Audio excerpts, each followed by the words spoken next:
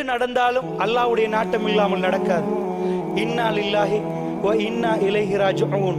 எது நடந்தாலும் ஒரு வார்த்தை சொல்லிருங்க, யா அல்லாஹ் நானே உனக்கு சொந்தம், உன் பால் திருப்ப வர இருக்கிறேன். என்ன அர்த்தம் அதுக்கு? யா அல்லாஹ் எனக்கே எக்ஸ்பயர் டேட் இருந்தா என் வீட்டுக்கு எக்ஸ்பயர் டேட் இருக்காதா? யா அல்லாஹ் எனக்கே எக்ஸ்பயர் டேட் இருந்தா என்னுடைய போனுக்கு எக்ஸ்பயர் டேட் இருக்காதா? அல்லாஹ்வுடைய நல்லடியார்களே, இந்த மாதிரி அடிக்கடி சிந்திக்க பாருங்க. நான் பெயருவேன் இந்த உலகத்தை விட்டு, நான் இந்த உலகத்தை விட்டு போற நாள் நெருங்குது. இப்படி நினைத்தால் உங்களை விட்டு எந்த சொத்து போனாலும் அது பாரமா இருக்காது. உளவியலாளர்கள் சொல்றாங்க, நிஜமாக கவலை என்பது மன பிரம்ம. கவலை என்று உருவாகிறது மனசுல. இந்த மனசாலே இது இல்லாமல் ஆக்கலாம். உதாரணத்துக்கு சொல்றேன் கேளுங்க. நான் இதுக்கு முன்னாடி ஐபிஎம்லயும் சொன்னேன். ஒரு கவுன்சிலிங், ஒரு மோதிரம் காணல, ரிங் காணலன்னு ஒரு ஆள் வந்தா அவங்களுக்கு எப்படி நாங்க கவுன்சிலிங் பண்ணுவோம் தெரியுமா? ரிங் எடுத்து காணலையா அளந்துட்டு வர்றாங்க, அவங்களுக்கு சொல்லுவோம், அப்படியா கொஞ்சம் போய் தேடி பாருங்க. பல கவுன்சிலிங் மெத்தட் இருக்கு, ஒரு மெத்தட் தான். வீட்டில் போய் தேடி பாருங்க, ரிங் இருக்குமே அல்மாரில். அவர் ஹஸ்பண்ட் சொல்லிடுவோம், அவங்க ரிங் காணல தானே, அவங்க அதே மாதிரி காப்பையும் எடுத்துருங்க, காப்பையை முள்ள ஒளிச்சு வச்சிருங்க, அவங்களை குணப்படுத்துறதுக்கு நாங்கள் அதை செய்யறோம்னு சொல்லுவோம். அவர் காப்பையை ஒளிச்சு வச்சிருவாரா? போற பொம்பளை என்ன ஆயிடுவா? போய் தேடி தேடி தேடி பார்த்து வந்ததை விட ஒப்பாரி வச்சுட்டு வருவா. நான் வந்தது உங்கள்ட்ட மோதிரம் காணலன்னு தான், இப்ப காப்பும் சேர்ந்து காணல.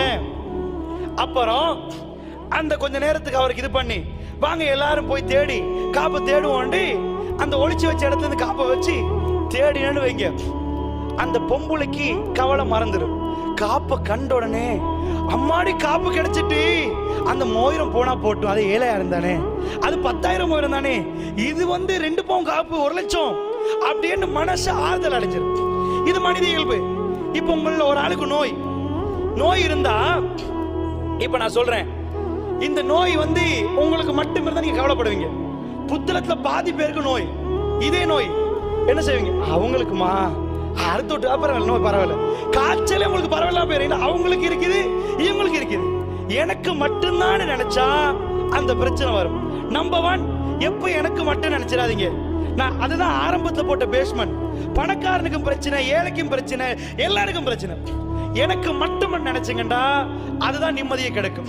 2வது எப்பயுமே மனப்பிரமம் தான். 5 கோடி உங்க கையில தர்றேன்னு வைங்க, இதை விட நீங்க எப்ப சந்தோஷப்படுவீங்க தெரியுமா? 5 கோடி உங்களுக்கு கிடைக்கும் என்ற ஒரு நம்பிக்கை சொல்லுவாங்களே, ஒரு மாசத்துக்கு முன்னாடி எப்ப 5 கோடி கிடைக்க போகுது, அப்ப சந்தோஷப்படுற அளவு கூட 5 கோடி கிடைச்ச பிறகு சந்தோஷப்பட மாட்டீங்க. 5 கோடி கையில வச்ச பிறகு கணக்கு, ஆகா பேத்தி பேரனுக்கெல்லாம் கொடுக்க போல எல்லாம் போயிருமே, போதாம் போயிருமே. 5 கோடி கையில வந்தா கவலை வரும். 5 கோடி கிடைக்கும் என்று கேட்பீங்களே, அப்ப சந்தோஷம் வரும். உளவியலாளர்கள் சொல்றாங்க, நம்பிக்கையில தான் சந்தோஷமும் கவலையும் இருக்கு. இந்த பாயிண்ட நான் விவரமா ஒரு அவருக்கு சரி விளக்கணும், ஆனா 5 நிமிஷத்துல முடிச்சிடுறேன், நல்லா புரிச்சுக்கோங்க. இது சைக்காலஜிக்கல் பாயிண்ட். நம்பிக்கையில தான் சந்தோஷம் இருக்குது. இப்படி சொல்றேனே, இந்த ஊர்ல இருந்து ஒரு ஆள் உம்ரா போறாங்க. உம்ரா போறதுக்கு ஒரு வாரத்துக்கு முன்னாடி அவங்க மூஞ்ச கொஞ்சம் பாருங்க பாபு, சிரிச்சுட்டே இருப்பாங்க. மக்காவுல வெயிலோ தெரியாது, நிறைய சனமோ தெரியாது, நான் உம்ரா போறேன் அப்படின்னு அடிக்கடி மக்காவை நினைப்பாங்க. உடம்பு வேணுமான புத்தகத்துல இருக்கலாம், மனசு மக்காவில் இருக்கும்.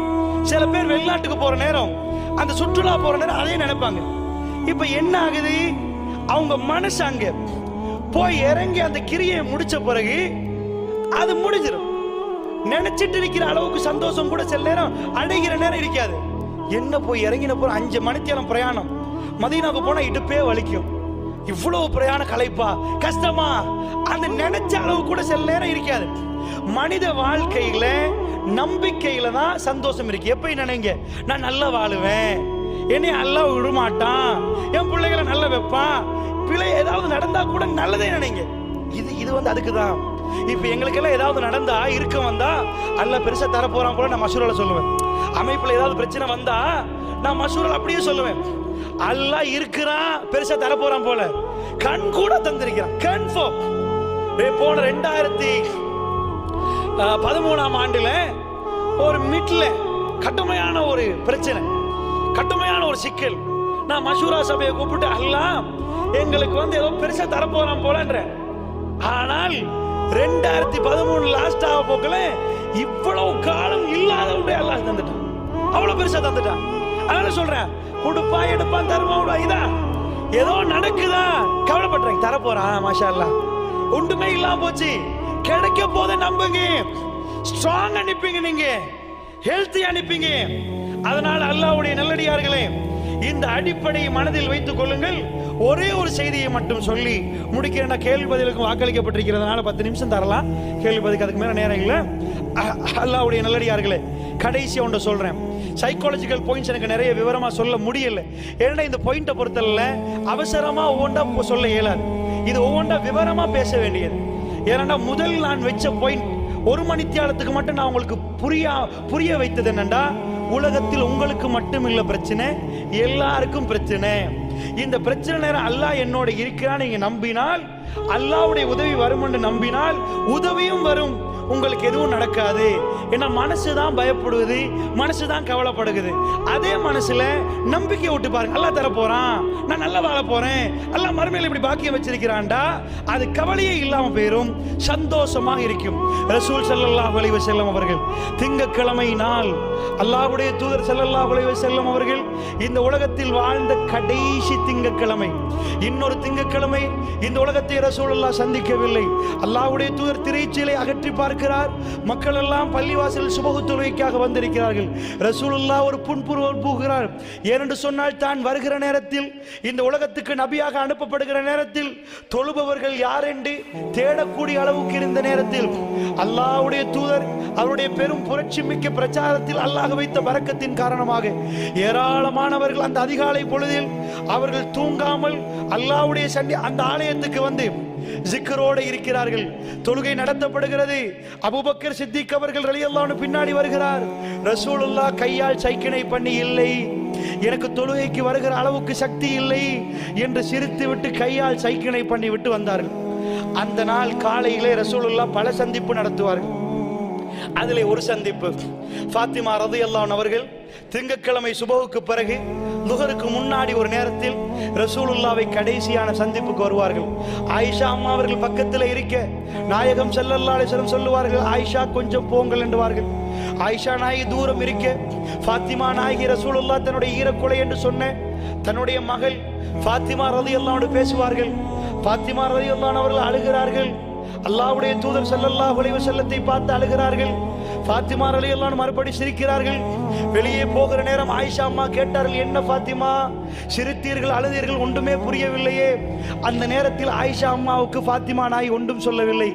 ரசூலுல்லாஹ் வஃபாத்தானதுக்கு பிறகு, ரசூலுல்லாஹ்வுடைய ஜனாஸா வஃபாத்தானதுக்கு பிறகு ஃபாத்திமா ரலியல்லாஹு அன்ஹா அவர்களுக்கு ஆயிஷா நாய் சொல்லுவார்கள், என் தகப்பனார் எனக்கு சொன்னார், ஃபாத்திமா வளமைக்கு மாற்றமாக ஜிப்ரீல் 2 தடவை வந்து விட்டார், இந்த உலகத்தை விட்டு நான் போய் விடுவேன் ஃபாத்திமா என்று எனக்கு நினைக்கிறது என்று சொல்லுகிற நேரம் தாங்க முடியாமல் அழுதேன். பிறகு நீதான் சொர்க்கத்திலே ராணி என்று சொன்னார்கள், எனக்கு பிறகு நீதான் என் பக்கத்திலே முதலாக வருவாய் என்று சொன்னார்கள். அதை நினைத்து சிரித்தேன்.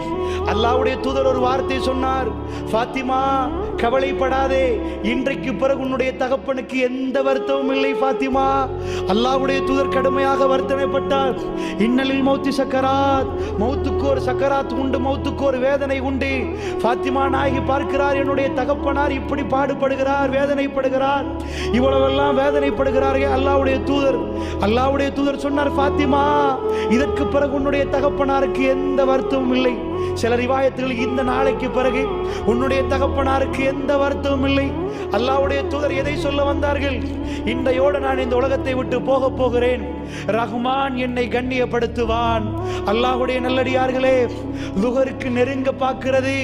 நாயகம் ஸல்லல்லாஹு அலைஹி வஸல்லம் அந்த நாள் லுஹரில் இந்த உலகத்தில் இருக்கவில்லை. அந்த சுபஹுக்கு பிறகு ரசூலுல்லாஹ்வுக்கு ஒரு தொழுகை இல்லை. அல்லாஹ்வுடைய தூதரை சந்திக்க வந்தவர்கள் போய்விட்டார்கள். ஆயிஷா அம்மா வீட்டில் இருக்கிறார். ஆயிஷா ரலியல்லாஹு அன்ஹா சொல்கிறாள், என்னுடைய களத்துக்கு கீழ் என் மார்பு பகுதியில் ரசூலுல்லாஹ்வுடைய தலை கணக்க பார்க்கிறது. என் சகோதரன் அப்துர் ரஹ்மான் வருகிறார்.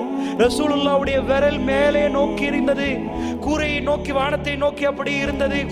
அல்லாஹ்வுடைய தூதர் வாயை கொப்பளித்து விட்டார்கள். அந்த மிஸ்வாக் குச்சியினால் கொப்பளித்துக் கொண்டிருக்கிற நேரம் விரல் இப்படியே இருந்தது. நான் ரசூலுல்லாஹ்வை பார்த்தேன். ரசூலுல்லாஹ் என்னுடைய மார்பிலே அப்படி தலை சாத்திருந்தார்கள். என் களத்துக்கு கீழே தான் ரசூலுல்லாஹ் இருந்தார்கள். வர வர பாரமாகிக் கொண்டிருந்தது. அல்லாஹ்வுடைய தூதர் மேலே கண்